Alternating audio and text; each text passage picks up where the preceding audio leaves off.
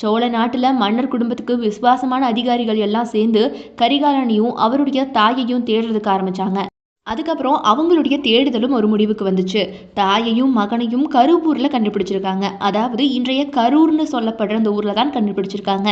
அதுக்கப்புறமா கரிகால சோழன் சோழ தேசத்துக்குள்ள அடி எடுத்து வச்சிருக்காரு. அந்த நேரத்துல சரியா இவர்தான் இளஞ்சே சென்னியுடைய மகன் அப்படின்னு சதிகாரர்களுக்கு தெரிஞ்சு போயிருக்கு. அரியணைக்கு உரியவன் நாட்டுக்குள்ள வந்துட்டாங்களே, இனிமேல் கண்டிப்பா நமக்கு ஆபத்துன்னு சதிகாரர்கள் வந்துட்டு கோபம் கொள்றாங்க. அதுபோக இதுக்கு மேலேயும் அவர் இருக்கிறது நமக்கு தான் ஆபத்து அப்படிங்கிறத அறிஞ்சுக்கிட்டு என்ன பண்ணுறாங்கன்னா கரிகாலனை கைது செஞ்சு சிறைப்படுத்துகிறாங்க. அப்போது அந்த சோழ புலிக்கு வயசு 5 மட்டும்தான். கரிகாலனும் அவருடைய தாயும் மறைஞ்சு வாழ்ந்த காலகட்டத்தில் அவருக்கு உதவி செஞ்சது கரிகாலனுடைய மாமன் இரும்பிதர் தலையன் தான்.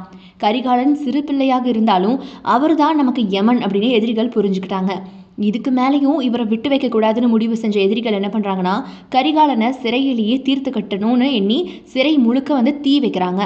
அந்த நேரத்துல கரிகாலனுடைய மாமன் இரும்பிதர் தலைவன் தான் சிறைக்குள்ள புகுந்து கரிகாலனை காப்பாத்துறாரு. அப்பதான் கரிகாலனுடைய காலில் தீக்காயம் பட்டிருக்கு. இந்த ஒரு காரணத்தினால தான் இவருக்கு பார்த்தீங்கன்னா கரிகால சோழன் அப்படிங்கிற பெயரும் கிடைச்சிருக்கு. அரிகால் மேல் தேன் தொடுக்கும் புனல் நீர் நாடன் கரிகாலன் கால் நெருப்புற்று அப்படிங்கிற இந்த செய்தியை பொருநராற்று படை நமக்கு விளக்குது. அங்கிருந்து தப்பிச்ச கரிகால சோழன் என்ன பண்றாருன்னா போர் கலைகளை எல்லாம் முறையா தெளிவா கத்துக்கிறாரு. மிகப்பெரிய வீரனா வராரு. வாள் எடுத்து வேல் எடுத்து படை திரட்டுறாரு. சீரும் புலியா பாய்ந்து போறாரு.